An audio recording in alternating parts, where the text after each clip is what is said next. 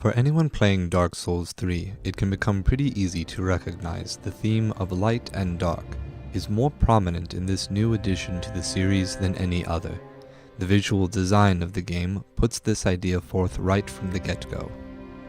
For example, Iodux's body is possessed by pure, sentient dark that holds the coiled sword.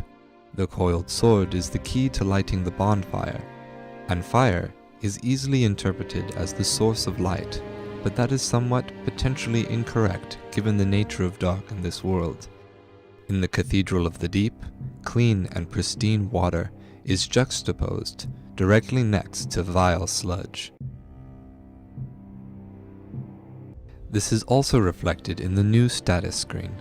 The status screen represents our character's body, mind, and soul, so it is as important to look at as any item description or design piece on the map. Kindling yourself has replaced consuming humanity in order to gain bonus health on the end of our weakened state, somewhat giving credence to the idea Vati Vidya expressed that the Dark Soul may in fact just be the leftover cinders of the first flame.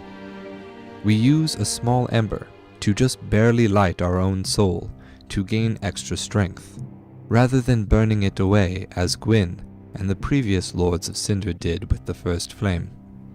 And we are once again prophesied to fulfill the great good of retrieving the hallowed Lords of Cinder, to return them to their duty, and once again light the fire. Kindling our soul represents the light that comes from humanity. Hollowing also affects the unkindled ash differently. In Dark Souls 3, hollowing is a power that grows with each death. However, the hollowing number only goes up to 99. The hollowing stat is a percent, and as a player character, you can only be 99% hollowed. Were we allowed to be completely hollowed, we would be devoid of purpose or intention, unable to make use of our humanity, sovereignless vessels akin to our targets. And in true Dark Souls fashion, we only reach full hollowing when we abandon the game. Perhaps this is why we are suddenly called the Lord of the Hollows, because we so boldly walk that line while never crossing over, which seems to be the goal of these cultist pilgrims of Londor. Remember, there is no death in this world for humans, only hollowing. The Londor pilgrims who bore large covers on their backs to ensure that they would not become seedbeds for the growing darkness are not truly dead, but fully hollowed, and their bodies pinned to the ground by the boulders they wear on their backs. They are unable to move from the crippling sustained by their pilgrimage. Perhaps Yol was not able to die on his pilgrimage because he intended more for humanity than its containment beneath a stone. Hollowing represents the growing darkness inside us. But unkindled ash is special. No matter how many deaths they sustain, they cannot lose their share in humanity. The dark sigil is a gaping hole in the flesh that resembles the brand of an undead. The darkness of humanity seeps from this bottomless, pitch-black hole. But unkindled ash will not relinquish it all. They will always have that spark of dark inside them, and with embers they may kindle their souls with the power of fire and light. Remember, the status screen represents who and what the player character is. So what does this represent? I believe that seeing this simultaneously present theme of light and dark, even so far as on our own character's inner self, is the key to understanding the philosophy and the message of Dark Souls 3. And the sign to this message is known as the Lucifer Effect. The Lucifer Effect is a book that documents the 1971 Stanford prison experiment.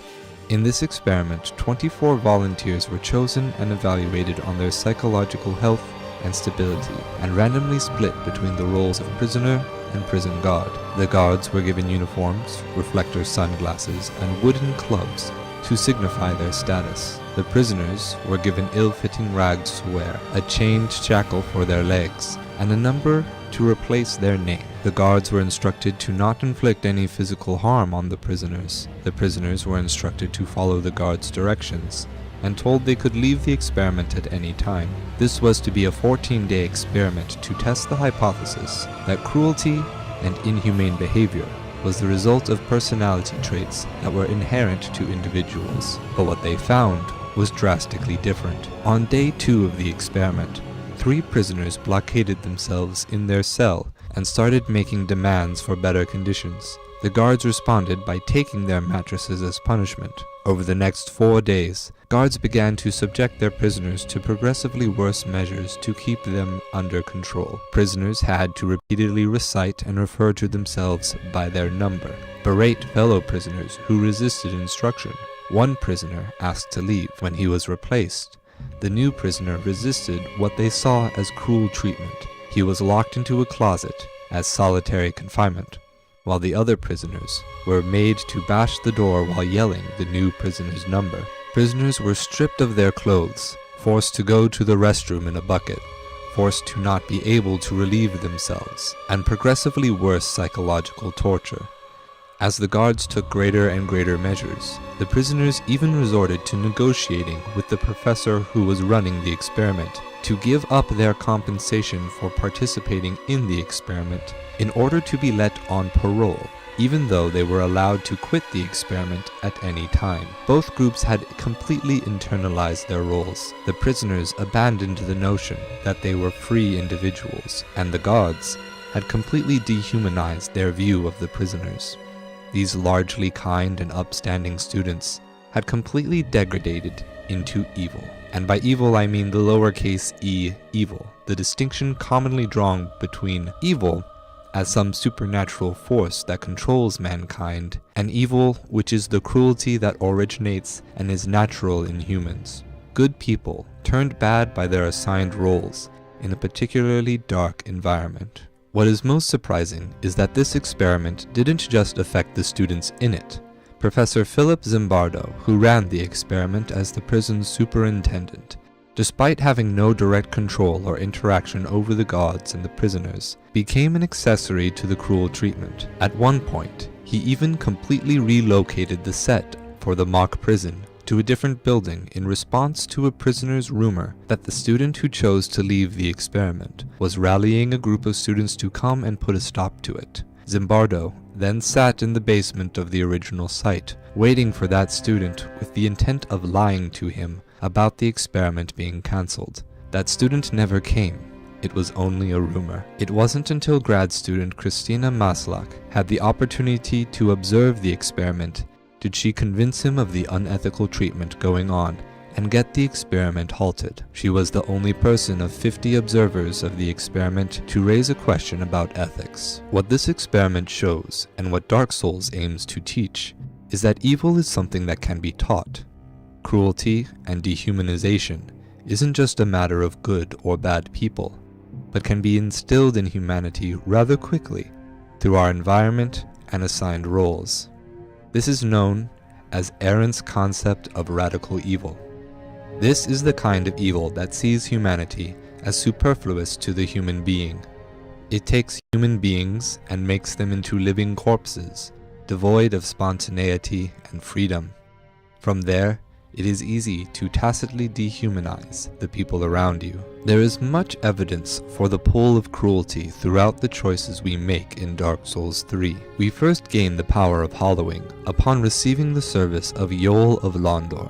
He silently places the dark sigil upon us, and uses our deaths to strengthen it. Upon harvesting enough of this power in us, Yol falls, and Yuria of Londor comes in his stead. Yol gave us power, and Yuria gives us authority. We are named the Lord of Hollows, and with that, Yuria gives us the responsibility and the expectations of a lord. She then warns us against Orbeck of Vinheim, tells us to dispose of him. Orbeck is a sorcerer.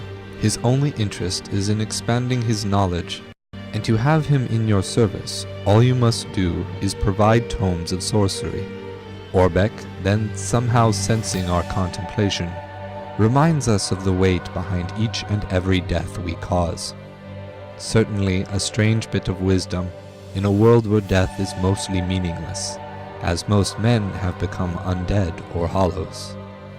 So, do you fulfill your duty as Lord of Hollows, or do you leave Orbeck to his devices, not knowing the motives behind his studies? The thief, Grey Rat of the undead settlement, made it seem like you were doing a good deed by returning a ring, but upon discovering Loretta's death, the thief gives us a thought that delivering the ring might have been insidious. Grey Rat seems in one part saddened and another part relieved to hear that Loretta has died. Perhaps delivering the ring too would have spelled Loretta's death. And then we must decide whether to let him go out to steal, to scratch the itch, or tell him not to engage in thieving and face the consequences should he lash out. You are the power, the authority, the prison guard. Your decisions as unkindled ash have responsibility. Finally, the most forgettable of choices. Do we kill the non-aggressive enemies on the high wall of Lothric, who only attack if you attack them? They don't appear to be fully hollowed. They simply cling to their prayers and pleadings as their purpose. Part of reaching your goal is to defeat hollows. But are you, with the pull of your own purpose and the responsibility of your authority, as unkindled ash or as Lord of Hollows, able to maintain the distinctions between the fully hollowed and the mostly hollow? Can you keep the order of your law while understanding the limits of law's domain and where the exceptions come to play? Our player character, the unkindled ash, comes into the world ignorant, confused, and largely well-meaning, and with our good intentions, we go out to encounter many who seem just as well-meaning. Some seek aid and pity. Others wish to exchange ideas, confident they can solve any problem themselves. Some are comrades with similar goals and wish you well on yours. Some only offer help if you can contribute to theirs. And some seek a leader to give them meaning, having lost their own long ago. In this way, life for an undead in Dark Souls isn't too dissimilar from our own. No matter how well-intentioned, it is possible that we are led astray by authority, whether someone else's or our own, by duty, by good and bad intentions. We all pursue the good, but we may at any moment be taught to be evil. Thus we must adopt a new duty, to be constantly mindful, to safeguard against cruelty.